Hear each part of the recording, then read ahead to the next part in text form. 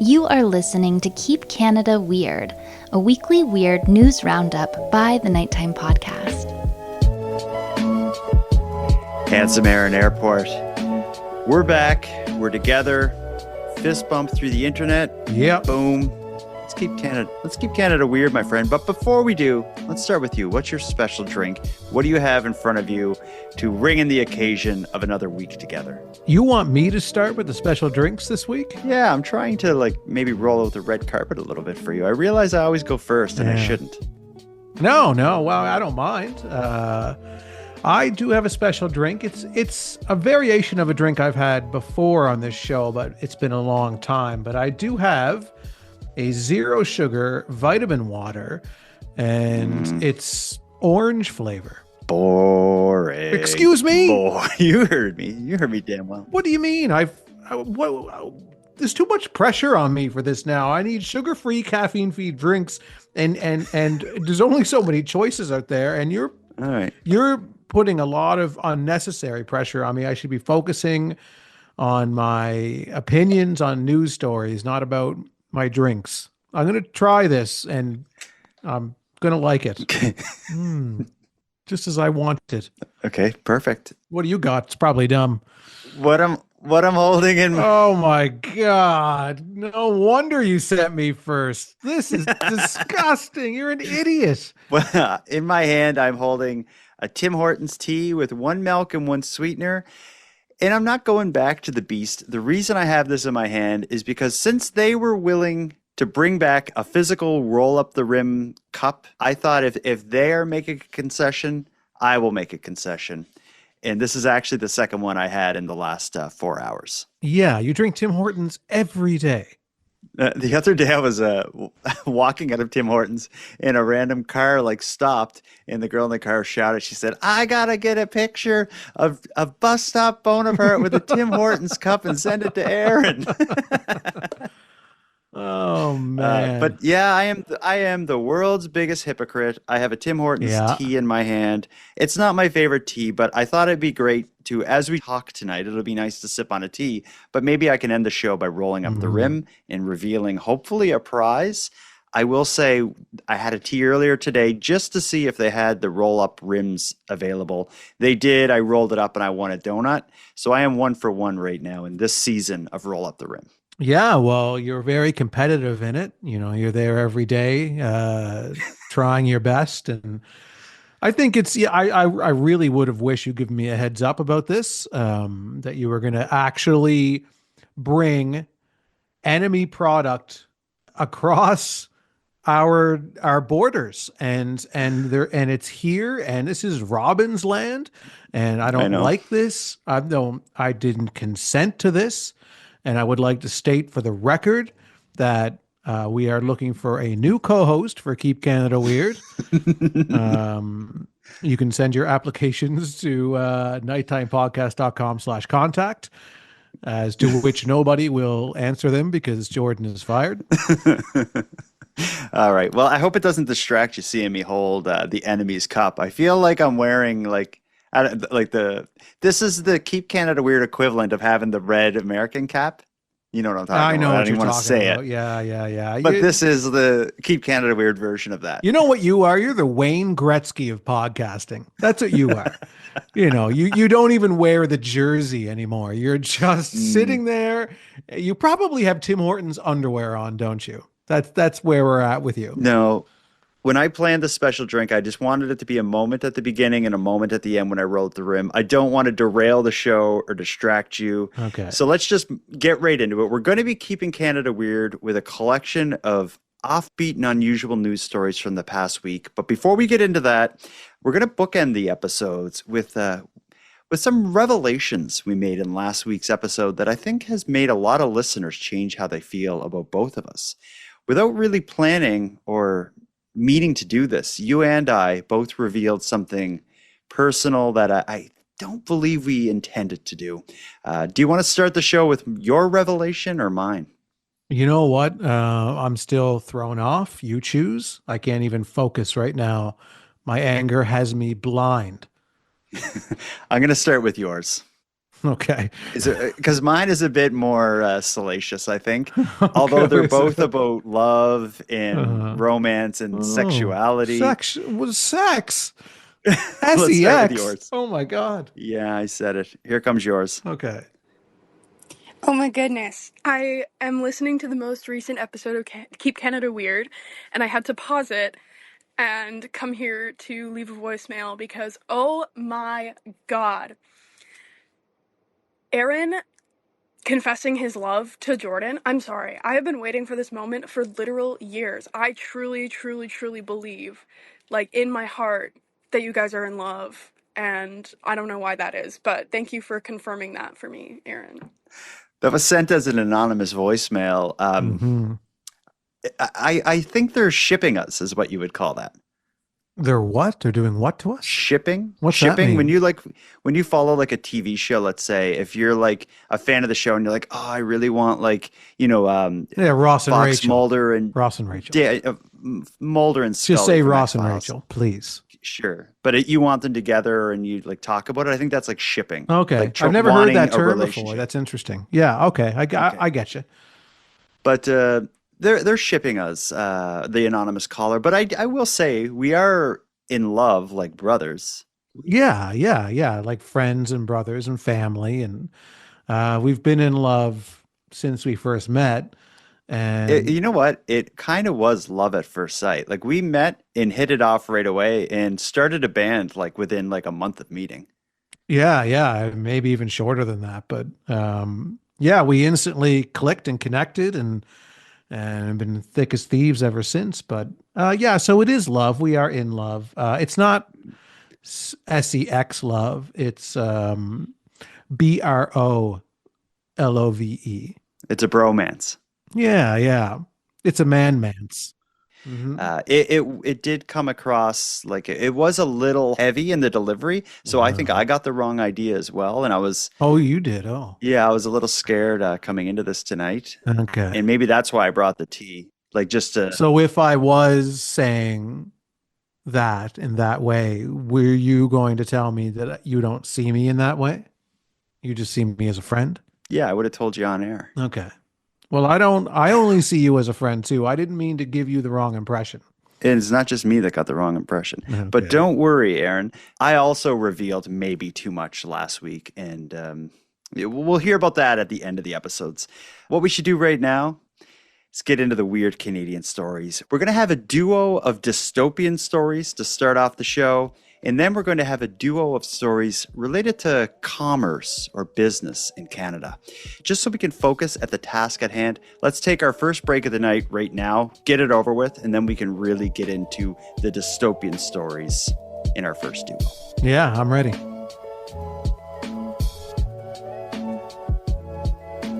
Aaron, I'm starting the show with what could be the final story that we'll ever be discussing. We're going to revisit the asteroid that is barreling towards Earth and concerning a whole lot of people. When scientists start warning about an asteroid heading towards our planet, you know things are about to get interesting. And we're living through it right now. As we discussed a few weeks back in episode 149, NASA is tracking an asteroid called 2024 YR4.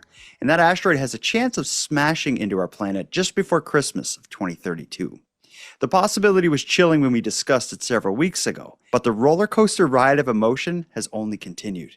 In just the last few weeks, the probability of impact has nearly doubled to the highest risk ever recorded for an asteroid strike. Cross your fingers. The possibility of asteroid 2024 YR4 hitting Earth in 2032 has increased within the last few weeks. In a new update, NASA has increased the probability of impact to 3.1%, the highest yet. On February 7th, experts had bumped the odds to a 2.2% chance. The asteroid measures between 40 and 90 meters wide, based on estimates from its reflected light. If it did strike Earth, 2024 YR4 could cause severe blast damage, spanning as far as 50 kilometers from the impact site. So things got a lot worse, right?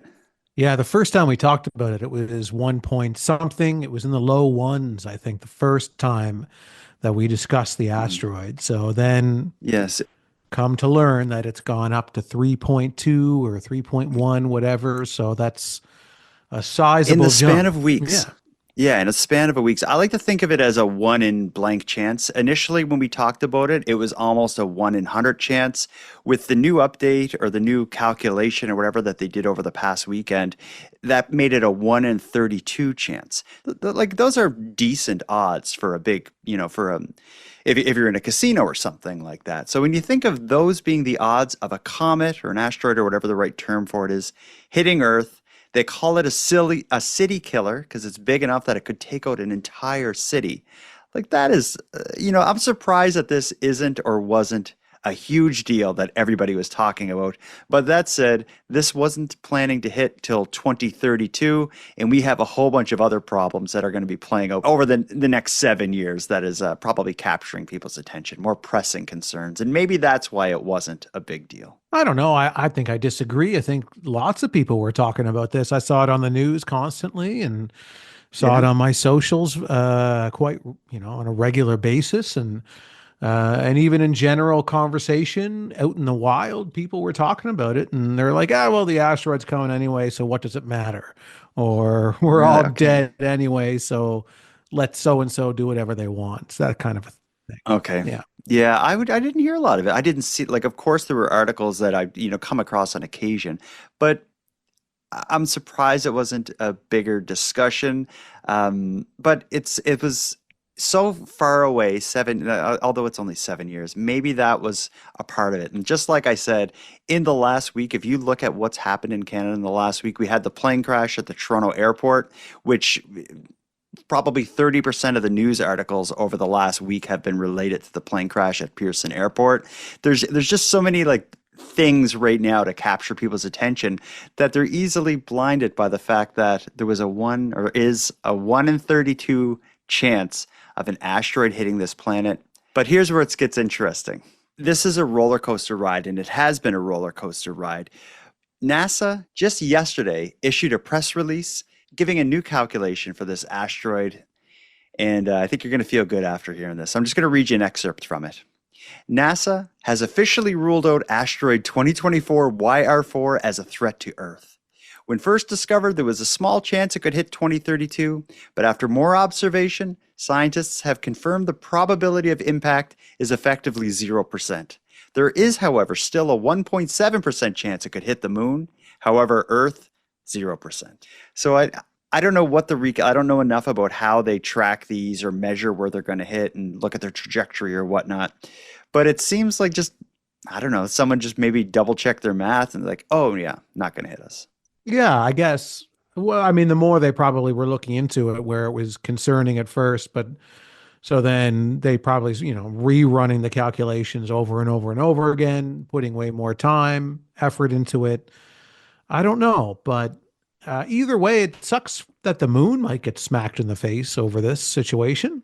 Yeah, I don't know if it would damage the moon. Like the moon is full of craters anyway. It would just be another crater on it. And it's only, well, I shouldn't say it's only, because it was only a 1-ish% chance of it hitting Earth to begin with, and then it went up. But I think it's a good thing that we don't have to worry about it hitting Earth. The odds, I looked at the actual number, and it was like 0.03 or something like that. So I think we've avoided it this time. This is only one that they can see right now. I mean, it's conceivable that there are ones that they don't see that could hit us tomorrow.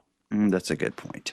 So if the comet's chance or the asteroid's chance of hitting Earth and that whole situation was dystopian, however, I guess in the end, after the calculation has worked out, but I promised you a duo of dystopian stories. I got another one for you here. I don't know what this says about our world, but let me tell you. I don't like to even evoke this name, but the Trudeau name has long been associated with politics and divisive social discourse in Canada. But Justin Trudeau's 17-year-old son, Xavier, is hoping to change that, and he's going to try to do it with music. He goes by a rap name, Zav, and he just dropped his first single. Well, Justin Trudeau's eldest son has officially dropped his first single. I could see those eyes through the smoke. Hold it all in till you blow. After first teasing it last month, 17-year-old Xavier has released Till the Night's Done under the name Zav.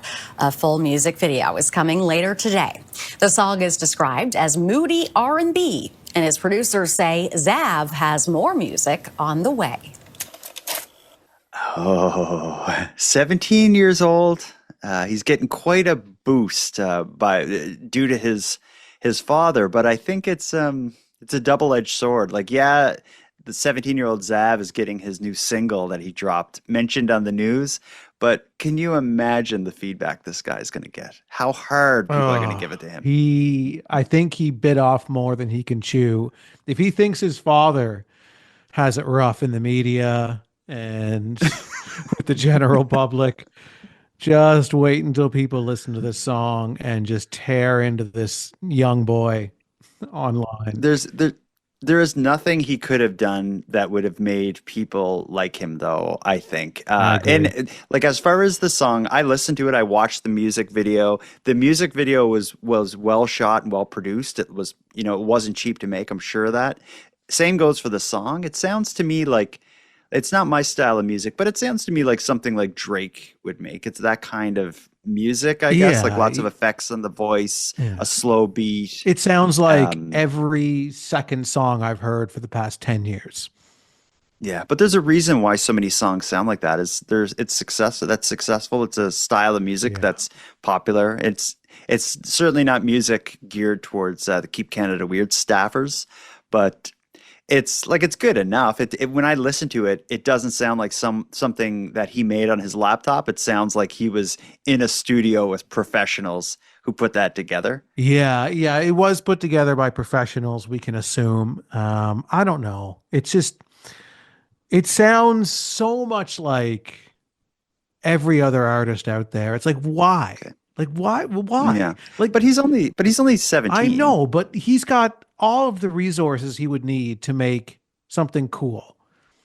Yeah, but he's still, though, he's like such a kid. He's 17. Like, I don't think. Yeah, I don't support him. I'm sorry. No, I know he's a young kid trying to do music, but I gotta say, it sucks. I support him because I like the lyrics. Can I read you some of them? Yeah, you can read them. Okay. And keep in mind, this is coming from a 17-year-old. I don't know if I should even be reading this because it is provocative. Ooh. Lyrics from Justin Trudeau's son say things like, "You could lay back and let me take the wheel. I'm the only one who knows how to make you feel. You got some I can grip on. I know you don't miss no meals." Oh, what's that mean? I know you don't miss no meals. This is horrible. I don't even know what I want to hear anymore. He says, "You got something I can grip on. I know you don't miss no meals." So he's referring to the size of this individual that he's the woman. Yeah, she's got something he can grip on. He also says, "Forget your man back home tonight." But if he's 17, like by back home, he means like forget your man who's probably also like lives with his parents. And in his case, at my dad's castle or whatever, it's ripe for picking on him, and that's what he's going to get. And he deserves it. Sorry, he deserves everything he's got coming at him. Yeah. So you think it's trash? It is garbage. Come on, he's 17. He's 17.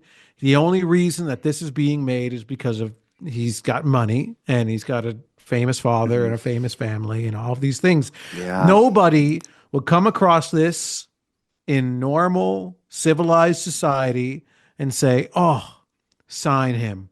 Unreal. Yeah. Great. Let's put him out there."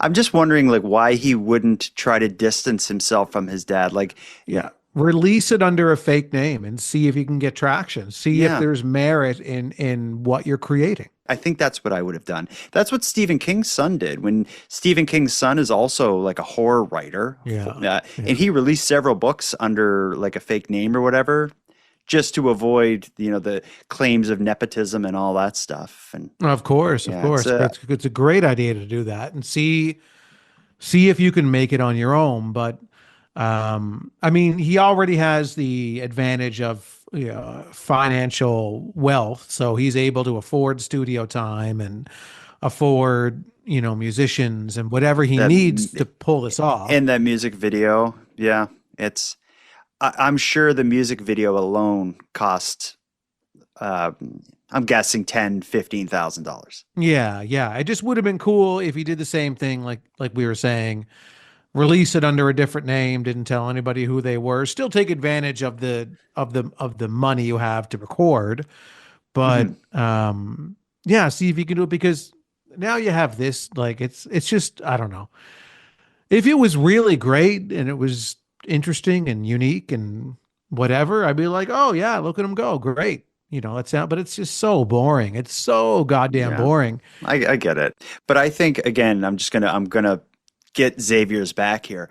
If a 17-year-old is going to wear his influences on his sleeve with his style of music, and so if he can put something out there that reminds you so much of, like, it sounds just like what Drake does and just like what those types of people do, I think that's a win for him, because he's probably at a point where he's just taking his first steps as a musician, and maybe his next couple songs, his next album, he's going to take it in a different direction, and he'll then do interesting things. I think there's very few performers or musicians or whatever who come out of the gate when they're 17 with like something awesome. Yeah, but this is a different situation though. This individual is the son of the prime minister and has all of this money and is able to do this, come out with using his family's name, to put him ahead of all of the other 17-year-old musicians there that are slugging it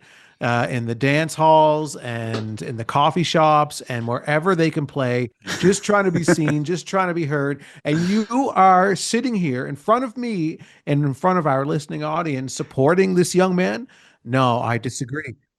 While drinking a Tim Hortons coffee and literally driving me to want to bang my head against the corner of my own desk over and over and over again until I forget about Trudeau's and Asteroids and Tim Hortons and every other wretched thing that is going on in this goddamn time of ours. For anyone who wants to hear it, I'm not going to play it in this episode, but if you search "Till the Night's Done," you'll find it. And it's what I find very distracting is he looks a lot like Justin Trudeau too, so that kind of makes it worse.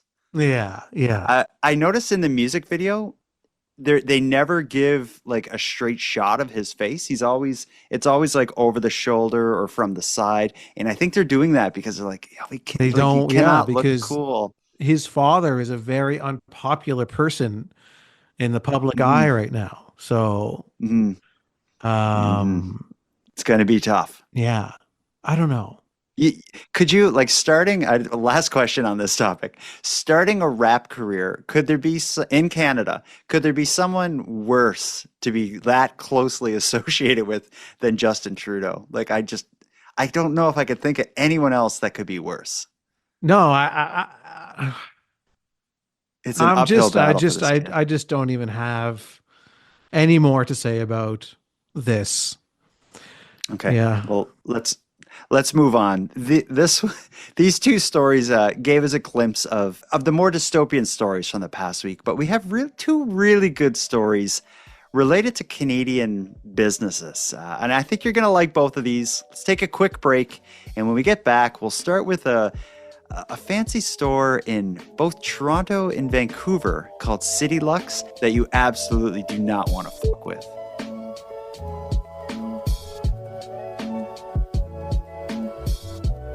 Aaron, on the show, we've covered a lot of dumb Canadian crimes, dumb Canadian criminals, and often a part of the dumbness is them doing something that brings attention to themselves and ultimately leads to them getting arrested for their stupid crime.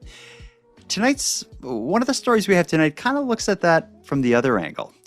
Frustrated by repeated thefts and what she sees as a failing justice system, a BC small business owner named Sunan Spriggs has stopped reporting crimes to the police. She chooses instead to use social media for her own type of justice. And to be honest, it seems like it's working. Here's the story of why you don't want to frick with CITYLUX. Stealing from CITYLUX is crazy, knowing what we do to you guys. For Sunan Spriggs, theft is personal. It's like somebody coming in and literally reaching into my pocket and stealing from me. That's what it feels like. Even our camera bag was almost stolen before the interview. Watch as two men walk by. One spots it sitting on the step and turns back, but our photographer beats him to it. Yep, that's mine. I was just curious. Yep. Why are we giving the criminals more rights than the actual law-abiding, tax-paying citizens? Spriggs says she no longer reports crime. You will see here the woman grabbing the jacket. The tipping point a year ago. Two suspects in a $2,000 jacket theft caught on camera in her Toronto store. A customer identified the pair. Spriggs handed the footage to police, but says she was told she was not a priority because the theft was under $5,000. At that point, I said, why? There's no point. I have to take this into my own hands. I'm going to make you famous, but I'm going to be nice. Spriggs now seeking justice online. So here they are walking in. CITYLUX's Instagram videos. Here she comes over. She spots what she wants. Getting thousands of views. And look at her. Not her looking directly at the camera. Like, wow. Balls on her. In this incident last month in Toronto, She takes it, folds it up, two female suspects walked away with $2,000 in product. puts it right into her jacket. Both given an ultimatum. 24 hours, bring it back, and I won't make you famous. Luckily, somebody recognized them, and we're getting our money back. After Spriggs posted this video concealing the faces of three women who stole $3,000 in dresses in 2022, the items were returned to the Vancouver store. Within 24 hours, we had all the goods back. So far, she's had no legal issues, and no one is suing her. Please, just try. It's a calculated risk that this store owner is taking, that most people who are caught committing the offense when she's 120% sure that they're doing it are not going to take action. If the police aren't going to do anything for us, the court system's not going to do anything for us, we need to be able to use social media to take this into our own hands and prevent them from stealing from us. Potential thieves, be warned. Don't come for CITYLUX, because my famous word is, I will make you famous. I was going to start by asking if you support this sort of thing, but I think I know that you do. Oh yeah, I support this. Yeah, yeah. I don't support Justin Trudeau's son, but I do support what this woman is doing. Sunan. Yeah, Sunan at CITYLUX. I think she should have a rap song. Seriously, I'll make you famous. Yeah, yeah. It's a very And she can just she's got the right attitude. Yeah, I love her attitude, and I can only imagine how frustrated she is to be a small bit, like to be an independent small business owner. Someone stealing there, just like she says, is them taking cash literally out of her pocket. It causes her to need to raise the prices of everything else to offset that loss, which makes it harder to sell everything else. You will rely on the police to enforce the laws and to protect your business, and when they don't, you know, you're not a priority because this is under $4,000. Everything in that store she sells is under $4,000, I'm sure. That would be so deflating. And it would almost lead you to be like, well, why am I even bothering doing this? Like I can, you know, her back is against the wall. And this is a free, easy way for her to do it and protect her business and probably get a little bit of publicity on the way. Yeah, it gives her something to do. Yeah, and it's great promotion for the store. And yeah, like you say, some shop owners can feel helpless. The police won't really do much about this. There's not really much they can do. We've seen situations like that on this show before many times. Many even times. with video footage, security camera footage of people, of the perpetrators, they still go completely uncaught. And yeah, so she can do this. We did talk about it before, about the Big Ben store that would have the big photo book of all the people, pictures of people in it who had stolen from them. I'll give the quick version of that for people new to the show. In in my hometown where Aaron lives in Cape Breton, there's a store called Big Ben's. It's like a convenience store near downtown. And near the door to the store, it's just like a binder full of pages with printouts of the printouts of people who have stolen from the store, and there's like a spot where you can write their name. Yeah. And it's almost like a most wanted list, and it will say what they stole. So it'll be a picture of like, you know, like some like, I don't know, the probably drunk guy, and it'll say underneath it like 4 bags of chips. Yeah. One freezy. Yeah, but anyway, it's kind of a unique form of vigilanteism. This article we just listened to suggested that there is some risk of her being sued. No one has tried to come after her. I wonder what that would take. Like, for one, I don't think someone who's shoplifting from her store is going to like hire a lawyer and go after her and all this stuff. But could they? Oh, I get the only situation I could see is if she falsely accused somebody Mhm. and put the video of them up in her store saying this person stole a bracelet when they didn't. Maybe it was somebody next to them or whatever. Maybe it Yeah, just came that could across be. that way, and then it's you're kind of slandering somebody's name publicly. Mhm. But then there's also like we don't need to get deep into this, but there's also privacy stuff. Like if you're in a public space, like if they're out on the street and you take a picture and publish it, that's one thing. But if they're in a business, I don't know if that's different to publish it online. I don't know. But either way, I don't think she has much risk. She's posting this stuff when she knows they did it. She's posting videos of them literally like stuffing the shirt up their jacket or whatever. So I think as long as she's royally careful, she's doubly careful, then she's going to be good. And again, the people who are stealing shirts and hats from her store aren't going to go after her. No, no, no, no, no, probably not. So I think she's safe. I think she should keep doing what she's doing. We here at Keep Canada Weird fully support her. And she should also, anybody who's caught drinking a Tim Hortons coffee in her store should also be publicly shamed Oh, on her social media as well. as I take a drink. Eye roll. All right, let's get into the next one here. And this second and final Canadian business retail type story, it kind of ties into the last one because a lot of the crime that was happening at CITYLUX that's being published online in these vigilante videos probably occur in the evenings. There's a very unusual law in Quebec. I guess it's a bill. I had never heard of this until recently, and the reason we're hearing about it is because there's some talk about changing the bill. So Quebec currently has an unusual rule that limits the amount of employees that grocery stores and pharmacies and convenience stores can have working during the evenings. But like I said, it's about to change, but not everyone's happy about it. Here's the story of Quebec's limit on how many staff you can have working at night in certain businesses. Here it comes. Sin Lee is the owner of this dépanneur in Montreal's Rosemont-la-Petite-Patrie borough. His store has been a staple in the neighborhood for more than 12 years. But he's concerned about the future of his debt. Cette loi, pour moi, je suis pas complètement d'accord. That's because of amendments to Bill 85. Currently, grocery stores can have a maximum of 4 employees working after 9 p.m. on weekdays and after 8 p.m. on weekends. But the proposed changes could remove those limits, and that has Lee concerned. He's worried that more people would head to grocery stores if there are more employees working later hours than go to his dépanneur. He says it's already tough to run a small business in this economy. The Retail Council of Quebec, however, welcomes the proposed changes, saying it gives businesses operational freedom. Quebec's Ministry of Economy is hoping to adopt the changes as early as June, but Lee is hoping it doesn't go through. La société ou quelqu'un capable pour arrêter la loi. He believes it will add more challenges to small businesses that are already struggling to keep up.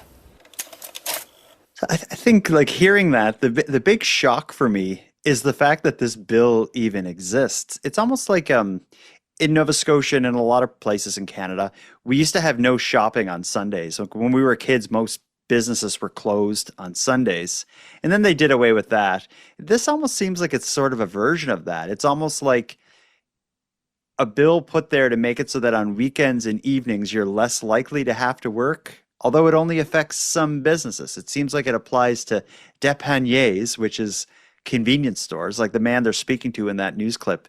He's a convenience store owner. It applies to grocery stores, and it applies to pharmacies. Why would they have a limit of, and it's 4 people, why would they have a limit of maximum 4 employees working? Why would the government care how many employees you have working at night? The You'd think there'd only, be the only, a minimum. yeah, minimum is the only thing that I could ever see, like for safety purposes. If you have a business that's open past 10 p.m., say, or whatever, to have at least 4 people on. Yeah, actually, we talked about Big Ben's convenience store that had the most wanted book. That convenience store is infamous for a horrific crime that happened during a back shift where the lone employee working at the convenience store was murdered during a snowstorm, and that led to a big discussion about should you have one person working alone in these kinds of businesses. In Quebec, they take the opposite approach. You will not have more than four of them working. So the convenience store owner that is discussing it in that news clip, he doesn't want the grocery store to be able to have more people working because that will encourage more people to go to the grocery store and buy, chips and pop and milk than to go to his convenience store, I guess would be his Yeah, concern. his concerns I find a little strange. He's worried about a better, like a more convenient option being available to people than the convenience store. Well, it doesn't affect, like, he's not going to hire more than one person to be working at his convenience store, so it doesn't benefit him. But imagine if you run this convenience store in Quebec and down the street there's like a large grocery store that has to close because they can't have more than four people after 9 p.m.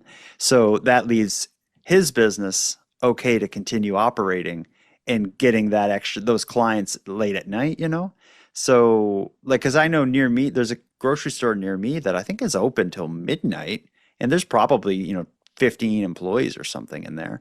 In Quebec, you wouldn't be able to do that. And again, I have no idea why. I tried to search the history of this bill to see what justified it to begin with, and I couldn't really find why this was even put into place. I think we need someone who knows why to reach out to us as soon as possible and shed some light on this bizarre situation, because Yeah. what else can we really say about it other than why?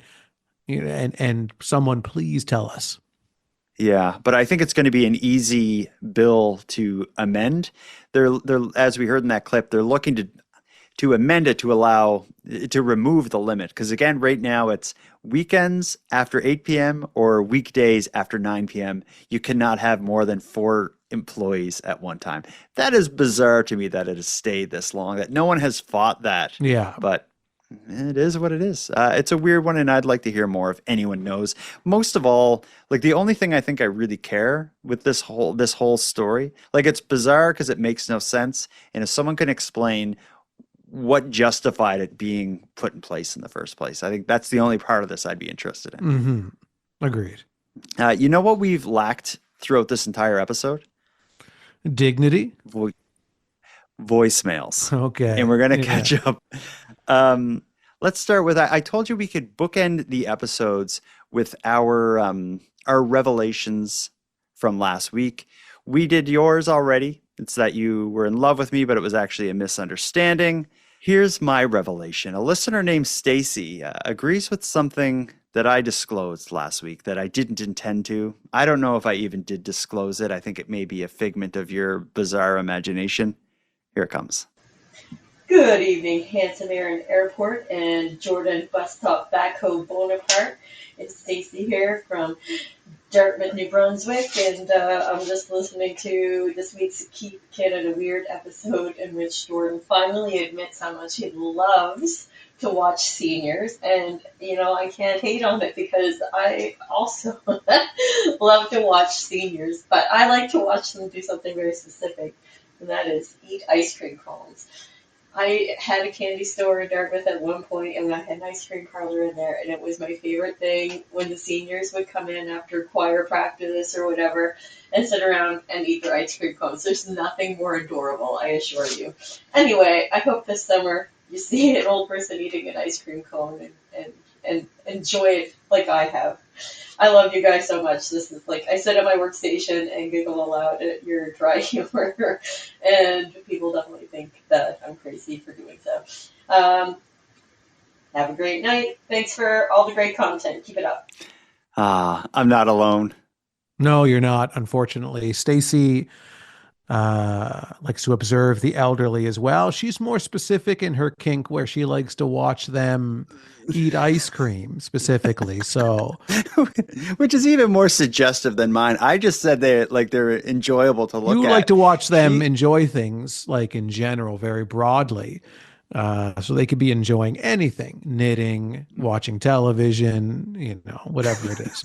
But she likes the licking and the coldness of the ice cream.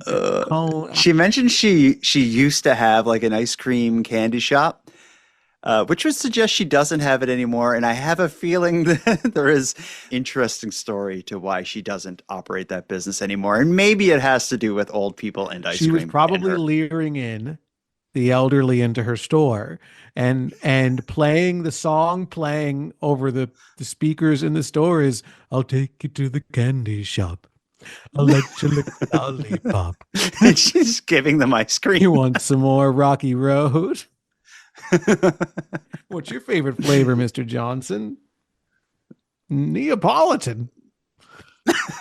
Walnut crunch. Isn't that what all the old people eat? Vanilla, of course. Do you have a favorite ice cream flavor? Heavenly Hash. Oh, that's good. Yeah. I hate to be that guy, but mine is probably like, I love vanilla, but when they have the option of French vanilla, I don't know what that is. It's a little more yellow than regular vanilla, and more vanilla tasting than regular vanilla. I can go to a place with 300 flavors. If one of them is French vanilla, that's probably what I'm going to get. All right. Is that okay? Yeah. You know what's not okay? Looking at old people, according to Stephen. Here's a voicemail about it. This is Stephen from Nova Scotia, Kenville. So, I just finished listening to your episode 151. I'm old. Don't want to see you watching me. Have a nice day. Bye. Sorry, Stephen. Yeah. Well, we won't then. But don't get ice cream in Dartmouth. Yeah, I want to know exactly how old you are because that would depend on even if we wanted to watch you. Mm-hmm. Like he may say, "Oh, clear. I'm old." Maybe he's in his 60s, so he's not really old. Yeah, like, no, what's not your interested. age? What do you like to watch? 80, 85? I made it clear last week. I like it when someone ages to the point of infancy, like they're almost like a toddler again. Yeah, you like them in their 90s. That's what you like. Yeah, my grandmother's 91 now, yeah, that's what you like. And I find her at the old folks' home, her and her little friends that get wheeled into the rec room, which is basically just like the same TV playing that was in their personal room. I find them adorable there. They're just there. They don't know where they are, talking nonsense. Yeah. Eating ice cream, getting crazy. We got one last thing to go out on. This one, we have opened the doors for the Keep Canada Weird rant room several times, most recently in our most recent Keep Canada Weird mailbag, Volume 4. We heard the long, never-ending rant about everything, but we have another rant tonight, also from Peterborough Pat. He famously ranted about the packaging for butter several episodes ago, but Pat is annoyed about something else tonight, and I don't know if I can agree with this one, so I'm just gonna put it out there, and you let me know if this rant holds any water for you. Mm-hmm. Hey, it's Pat from Peterborough calling with another rant. I just opened up a pack of Calvin Klein underwear, and I said, "That's it. I'm calling the boys." I mean, you open it up, and you take out your underwear, and on the back, sewn to the back side of the waist, is this like 4-inch tag. But it's not just one tag. It's a book, like a booklet of tags, and it's just you got to cut it off to wear it because if you don't, it'll get stuck in your butt crack. So I cut it off, and then I'm like, "What's on? Like, what is this?" So I start reading it, and it's a long description of how to wash your underwear, and it's in 3 different, like English, French, and Spanish. So it's like, thanks, Calvin Klein. Thanks for telling me how to do my laundry. No goodbye. No, what's he so mad about? I think he's goodbye. talking about. I thought it was going to go in a different direction. For one, I love a rant about underwear, and I love that something bothered him. And he's like, "That's it. I'm calling the boys." It's Uh, funny because we opened it up. The rant room, the Keep Canada Weird rant room, was opened up to the entire Keep Canada Weird nation. It seems to be Pat's just the Peter only Bro one Pat. that's angry out there. What he's describing is he calls it a booklet of tags. So it's rather than like one tag, there's like 4 tags all together in this like mass that he has to cut off. What I thought he was going to complain about is when you buy like underwear or something like that, and there's kind of like that cardboard kind of piece that makes it hold its shape, and everything is connected to that cardboard piece by those kind of clear little. It's like like a plastic string with 2 like kind of taggy things at the end that you got to like cut, and if you don't do it right, you can rip your clothes. You know those things. Yeah. Yeah. Well, honestly, do you know what I'm talking about? Those things you got to cut them or rip them. Yeah, I know. They They're drive so me nuts. annoying. Yeah, they're so annoying. Yeah, because you want to just like grab your clothes and like kind of pull them and just break that little thing, but you risk like kind of pulling Yeah, the damaging clothes, the you know? garment. Absolutely. Right. So There's you got to gotta- I be a use better n- mousetrap out there for that situation. Yeah, I use nail clippers usually to cut those little things. Yeah. Or, because you even got to be careful with scissors because you can cut too close to the fabric. Yeah, absolutely. You can too close of a shave, and next thing you know, you're trying to return it to Value Village, and they won't take it back. You got anything to say about Pat's complaint? I'd like Pat to keep calling in anytime he gets upset, stubs his toe, somebody, at work gets upset with him, anytime, middle of the night, early in the morning, middle of the day. We're here, Pat, and we support you. I think we've done enough here. We talked about the end of the world. We did a full deep dive review into Justin Trudeau's son's rap song. We barked at some weird laws in Quebec. And we supported vigilante justice in Toronto and Vancouver. I don't think there's anything left to do. Roll up your rim. Oh, yeah. Let me finish it off. Against my better judgment, roll So for up people your unfamiliar, rim. on the cup itself, you take the top off and you can roll up the rim and reveal a prize. And Please go to Robbins, it says. no, it says, can you see that? Please play again. You lost. You lost before you even rolled that up. You lost when you went to Tim Hortons. You lost when you purchased a product. You lost when you gave them your money, your hard-earned money. Here you are, humiliated on a podcast by a company that you're not supposed to be supporting. Okay. I don't even know if we should release this episode. I'm embarrassed. You're right. Handsome Aaron Airport, until next time. Jordan, bus stop, backhoe, Bonaparte, until next time. I can't say I won't continue to buy it during Roll Up the Rim season. I enjoy the rush, and it's like I did mention it. I won a barbecue off of a Roll Up the Rim probably 25 years ago. So I support them during this one promotion. Well, Jordan, until next time, if you bring a Tim Hortons tea onto the show again, then I'm going to be calling the Keep Canada Weird rant room and complaining about you.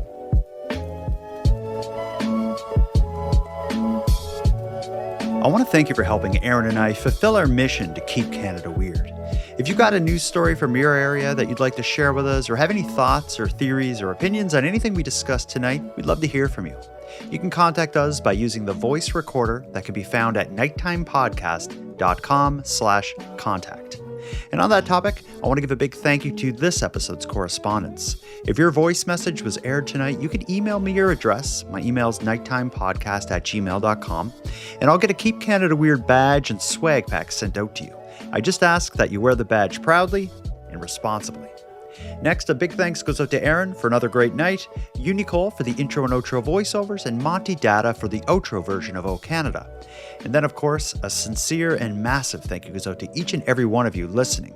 Your support makes this show possible. And if you'd like to support the show even more, please consider a subscription to the premium feed, which can be found at nighttimepodcast.com/subscribe. The premium feed costs just a couple dollars a month, but that money will fund the creation of new episodes of the show, and it'll give you those episodes 2 days early, ad-free, and access to a back catalog of episodes. And even if you don't want to go premium, you can still support the show by sharing this episode on social media. That helps a lot too, and it's free. Your support is very much appreciated. So with all that said, until next time, take care of each other, hug your loved ones tight, and together, let's keep Canada weird. Keep Canada Weird is written, hosted, and produced by the Nighttime Podcast.